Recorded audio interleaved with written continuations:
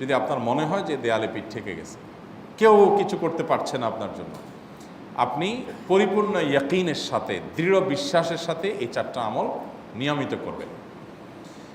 এবং আমি বহু মানুষকে পার্সোনালি এটার পরামর্শ দিয়েছি, ওনারা আমল করেছেন, আমল করে উপকৃত হয়েছেন। এরকম বহু মানুষ আছেন, বৃদ্ধ মানুষ, বাবা ক্যান্সারে আক্রান্ত হয়েছেন অনেক দেরিতে, আল্লাহ তাআলা অলৌকিকভাবে সাহায্য করেছেন। হ্যাঁ, কখনো যদি আল্লাহ তাআলা এই আমলগুলো করার পরও আমার বিপদ দূর না করেন, তাহলে হয় আমার আমলের মধ্যে কোনো ত্রুটি ছিল, অথবা আমার এই বিপদ দূর না হওয়ার মধ্যে আমার জন্য কোনো কল্যাণ নিহিত ছিল। আল্লাহ তাআলা আমার দোয়া কবুল করে যে উপকার হতো তার চাইতে বেটার কিছু হয়তো আমাকে দিবেন, এই ইয়াকিন একজন ইমানদারের থাকবে। সে 4টা আমলের 1 নম্বর হলো ইস্তেগফারের আমল। ইস্তেগফার, আপনি ফেসে গেছেন কোনো জায়গায়, কোনো উপায় পাচ্ছেন না, আপনি ইস্তেগফার করতে থাকেন। আস্তাগফিরুল্লাহ ওয়া আতুবু ইলাইহি, আস্তাগফিরুল্লাহ ওয়া আতুবু ইলাইহি, আস্তাগফিরুল্লাহ ওয়া আতুবু ইলাইহি, আস্তাগফিরুল্লাহ, আস্তাগফিরুল্লাহ, আস্তাগফিরুল্লাহাল্লাযী লা ইলাহা ইল্লা হুয়াল হাইয়ুল কাইয়্যুম ওয়া আতুবু ইলাইহি ওয়া লা হাওলা ওয়া লা কুওয়াতা ইল্লা বিল্লাহ। اللهم أنت ربي لا إله إلا أنت خلقتني وأنا عبدك وأنا على عهدك ووعدك ما استطعت أعوذ بك من شر ما صنعت أبوء لك بنعمتك علي وأبوء لك بذنبي فاغفر لي فإنه لا يغفر الذنوب إلا أنت সাইয়্যিদুল ইস্তিগফার। এভাবে যে কোনো ইস্তিগফার করতে থাকেন, আপনি বেশি বেশি করে আল্লাহর কাছে ইস্তিগফার, ক্ষমা প্রার্থনা করতে থাকেন, খুব বেশি। আপনার 2 ঠোঁটে অনবরত আপনি চাইতে থাকেন আল্লাহর কাছে ক্ষমা। এই ইস্তেগফার সম্পর্কে নবী করিম সাল্লাল্লাহু আলাইহি ওয়াসাল্লাম বলেছেন, মাল্লাজিমাল ইস্তেগফার, যে ব্যক্তি ইস্তেগফারকে আঁকড়ে ধরবে, আঁকড়ে ধরা মানে কি, এটা ছাড়বে না, সে পড়তেই থাকবে অনবরত। টয়লেটে যাওয়ার সময়টা, ঘুমের সময়টা, খাওয়ার সময়টা বাদে, অবসর নামাজের সময়টা বাদে, বাকি সারাক্ষণ সে ইস্তেগফার পড়বে। এরকম যদি কেউ করে, আল্লাহ রাব্বুল আলামিন জাআলাল্লাহু লাহু মিন কুল্লি হাম্মিন ফারাজা ওয়া মিন কুল্লি যায়কিন মাখরাজা, সকল পেরেশানি থেকে, সকল টেনশন থেকে বের হওয়ার পথ আল্লাহ তাআলা অলৌকিকভাবে তার জন্য আবিষ্কার করে দিবেন। এবং আমি আমার জীবনে যেটা বলেছিলাম, বিস্তারিত বলতে চাই না, এরকম পরিস্থিতি আসছে যে চোখের সামনে কোনো আপাতত রক্ষার কোনো পথ আর খোলা নেই, এমন ভয়াবহ বিপদ। ইস্তেগফার করতে করতে এমনভাবে আল্লাহ তাআলা সাহায্য করেছেন যে এটা কল্পনা করলেও মনে হয় যে স্বপ্নের মতো। কিভাবে এখন এই লোক এই জায়গায় আসলো আমার সাহায্যের জন্য, এই লোক তো এটা আমি এই জায়গায় আসার কথা না, টিকুনি এসে হাজির হয়ে গেলেন এবং উপকারটা, আমার সমাধানটা হয়ে গেল সমস্যা। তো আলহামদুলিল্লাহ, বহুবার আমি পরীক্ষা করেছি, আর আমার পরীক্ষার 2 পয়সার দাম নাই। হাদিসে বলা আছে, গ্যারান্টি দেওয়া আছে, আমার পরীক্ষা করলেই কি না করলেই। তাহলে একটা আমল হলো কি, ইস্তেগফার। সব সময়ের জন্য এটা কন্টিনিউয়াস করবেন, আর এমনিও অবসর সময় ইস্তেগফার করবেন। আরবদের মধ্যে সৌন্দর্য আছে, তারা বিভিন্ন ডাক্তারের ওয়েটিং রুমে বা বিভিন্ন জায়গায় মানুষ যেখানে অপেক্ষা করে পাবলিক প্লেসগুলোতে লিখে রাখে ইস্তেগফার করুন, আপনার হাইওয়েগুলোর পাশে লেখা থাকে ইস্তেগফার করুন, এবং তারা আসলে একটু পরপর দেখা যায় ইস্তেগফার করে। ভালো মন্দ গুণ সবার মধ্যে আছে, তাদের এই ভালো গুণটা আছে, ইস্তেগফার বেশি বেশি করা। আমরা ইস্তেগফার সচরাচর এইভাবে অনবরত অবসর সময় করার অভ্যাস অনেকের মধ্যেই নাই। আমরা এটা চালু করবো ইনশাআল্লাহ। বিশেষ করে যখন কোনো সমস্যা হবে, তখন ইস্তেগফার চলতে থাকবে মুখে অনবরত। ধীরে ধীরে মহব্বতের সাথে নিজেকে, নিজের পাপ অপরাধগুলোর কথা স্মরণ করে আল্লাহর কাছে মাফ চাইতে থাকবো, পেরেশানি দূর হবে ইনশাআল্লাহ। 1 নাম্বার 2, দুরুদ। নবী করিম সাল্লাল্লাহু আলাইহি সাল্লামের প্রতি দুরুদ পাঠ করা, এটা যদি আপনি নিয়মিত করতে থাকেন মহব্বতের সাথে, আল্লাহুম্মা সাল্লি আলা মুহাম্মদ ওয়া আলা আলি মুহাম্মদ কামা সাল্লাইতা আলা ইব্রাহিম ওয়া আলা আলি ইব্রাহিম ইন্নাকা হামিদুম মাজিদ, আল্লাহুম্মা বারিক আলা মুহাম্মদ ওয়া আলা আলি মুহাম্মদ কামা বারাকতা আলা ইব্রাহিম ওয়া আলা আলি ইব্রাহিম ইন্নাকা হামিদুম মাজিদ। আপনি একবার ছোট দুরূদ যদি পড়েন, সাল্লাল্লাহু আলাইহি ওয়াসাল্লাম, সাল্লাল্লাহু আলাইহি ওয়াসাল্লাম, আল্লাহুম্মা সাল্লি আলা মুহাম্মদ ওয়া আলা আলি মুহাম্মদ, শুধু এইটুকু পড়েন। জাযাল্লাহু আন্না মুহাম্মাদাম মা হুয়া আহলু, শুধু এইটুকু পড়েন।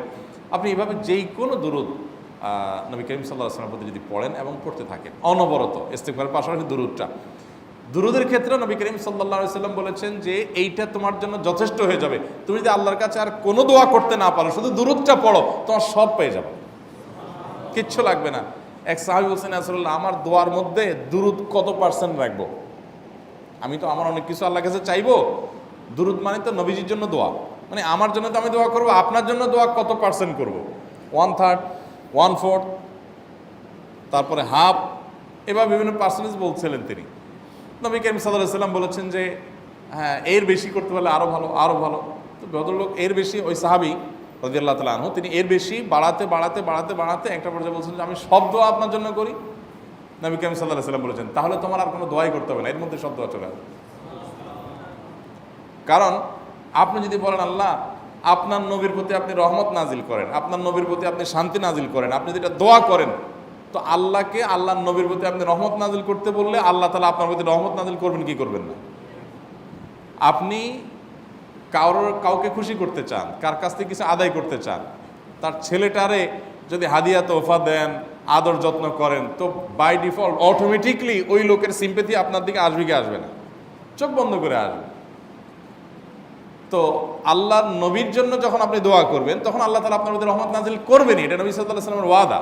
যে কোনো পেরেশানি, তিনি আরো বলেছেন যদি কেউ দুরুদের আমল করে নিয়মিত, আল্লাহ রাব্বুল আলামিন তার সকল পেরেশানির জন্য যথেষ্ট করে দিবেন। এই আমলটাকে সবগুলো দূর করার জন্য যথেষ্ট হয়ে যাবে। এই দুরুদের আমলটা আমি দেখেছি সুবহানাল্লাহ গুলির মতো কাজ করে। আজকের ঘটনা, এক ভদ্রলোক সকালে একটা টেলিভিশন চ্যানেলে, বেসরকারি চ্যানেলে প্রোগ্রাম শেষ করে নামছিলাম লিফটে, তো উপস্থাপক উনি বলছিলেন যে ভাই মানে দুরুদের আমল পড়ে আমি কিছুদিন আগে একটা ইয়াতে মানে এমন একটা অবস্থা যে এইটা থেকে বের হওয়ার কোনো পথ আর নাই, শুরু করলাম দুরুদ অনবরত, এরপরে আল্লাহ তাআলা আমাকে এমনভাবে উদ্ধার করলেন আমি কল্পনা করতে পারিনি। আলহামদুলিল্লাহ এই আমলগুলো করে অনেক ভাইরা আমাকে অভিজ্ঞতা জানাইছেন যে আলহামদুলিল্লাহ তাদের অভিজ্ঞতা অলৌকিক। হ্যাঁ, ওই যে বললাম কখনো যদি আল্লাহ তাআলা আপনার দোয়া কবুল না করেন তাহলে হয় আমার ত্রুটি আছে, আর না হলে আমার জন্য আল্লাহ তাআলা এর চেয়ে বেটার কিছু রেখেছেন, আমি সেই ইয়াকিন রাখবো ইনশাআল্লাহ বিইذنিল্লাহ। আর এই দোয়াতে সমাধান হবেই হবে, সে বিশ্বাস থাকতে হবে। নবী করিম সাল্লাল্লাহু আলাইহি ওয়াসাল্লাম বলেছেন, হাদিসে কুদসিতে আল্লাহ বলেছেন আনা ইনদা যান্নি আবদি বি, বান্দা আমার প্রতি যেমন ধারণা করে আমি তেমন আচরণ করি। আপনি যদি চিন্তা করেন করে দেখি হয় কি না, দেখি ট্রাই করি, তাহলে ওই আল্লাহ তাআলা বলবেন ঠিক আছে দেখতে থাক। আপনি যদি ইয়াকিন করেন যে না নবী করিম সাল্লাল্লাহু আলাইহি ওয়াসাল্লাম যে বলেছেন অতএব সেটা হবেই, আর আল্লাহ রাব্বুল আলামিনের কাছে আমি ওইভাবেই চাবো যে আল্লাহ দিবেনই, আমি নিয়েই ছাড়বো, ইনশাআল্লাহ গুলি মিস হতে পারে, আপনার দোয়া মিস হবে না। ওই ইয়াকিন, ওই ঈমান আমার মধ্যে আনতে হবে, চেষ্টা করবো তো ইনশাআল্লাহ। তাহলে দুইটা আমল হলো, ইস্তেগফার আর দুরুদ। 3 নম্বর আরেকটা আমল হলো দোয়া ইউনুস। দোয়া ইউনুস, লা ইলাহা ইল্লা আন্ত সুবহানাক ইন্নী কুনতু মিনাজ জালিমিন। বেশি বেশি পড়তে থাকবেন, যখন বিপদে পড়বেন ইস্তেগফার আর দুরুদ পড়বেন সবচেয়ে বেশি, আর মাঝে মধ্যে দোয়া ইউনুস, লা ইলাহা ইল্লা আন্ত সুবহানাকা ইন্নী কুনতু মিনাজ জালিমিন। আল্লাহ সুবহানাহু ওয়া তাআলা কোরআনে কারিমে এই দোয়ার পরে বলেছেন ওয়াকাযালিকা নুনজিল মুমিনিন। এই দোয়া পাঠ করার মাধ্যমে ইউনুস আলাইহিস সালামকে পৃথিবীর ইতিহাসের সবচেয়ে অলৌকিক ঘটনা, সকল সায়েন্স, সকল আপনার বিজ্ঞানের তত্ত্ব সবগুলোকে আপনার সবগুলোর বিপরীতে বা সবগুলোকে আপনার ভুল প্রমাণ করে দিয়ে ওই জায়গাটার জন্য আল্লাহ তাআলা ইউনুস আলাইহিসকে মাছের পেটে ঢোকার পর সেখান থেকে আবার জীবিত রেখে বের করেছেন। অক্সিজেন অভাবে সেখানে এমনি মারা যাওয়ার কথা, আরও নানা কারণে মারা যাওয়ার কথা, তাই না? কিন্তু আল্লাহ তাআলা তাকে রক্ষা করেছেন, কারণ উনি ওই বিপদে পড়ার পর থেকে এইটা পড়তেছিলেন, লা ইলাহা ইল্লা আনতা সুবহানাকা ইন্নী কুনতু মিনাজ জালিমিন।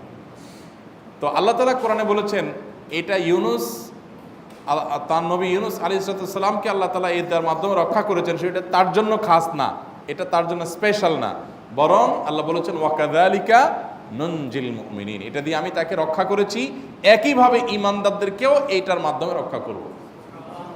এটা বড় অস্ত্র পেয়ে গেলাম। দোয়া ইউনুস বেশি বেশি পড়বো ইনশাআল্লাহ, লা ইলাহা ইল্লা আনতা সুবহানাকা ইন্নী।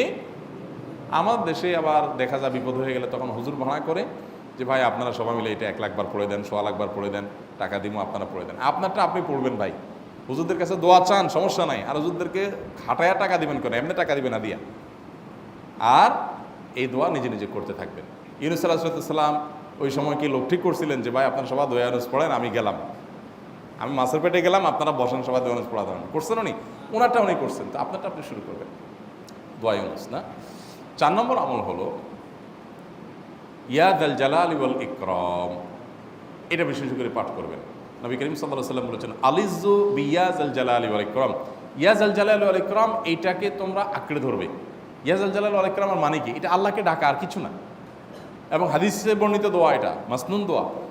ইয়া যাল জালালি ওয়াল ইকরাম মানে হে মহা ক্ষমতার অধিকারী, প্রতাপশালী এবং সম্মানের মালিক, এটা বলার মানে হলো আল্লাহর কাছে নিবেদন করা, যেহেতু আপনার প্রতাপ আছে, আপনার জালাল আছে, আপনার বড়ত্ব আছে, হে বড়ত্বের অধিকারী এবং হে সম্মানের অধিকারী, আপনার যেহেতু আল্লাহ তাআলা এটা, আপনার যদি এটা আছে, অতএব হে আল্লাহ আপনি আমাকে এটা দান করুন, আপনার সেখান থেকে আমার প্রতি রহম করুন, আপনার সেখান থেকে আমাকে, আপনার বড়ত্ব থেকে আমাকে আপনি হেফাজত করুন, আপনার একরাম থেকে আমাকে আপনি, তা দিয়ে আপনি আমাকে রহম করুন।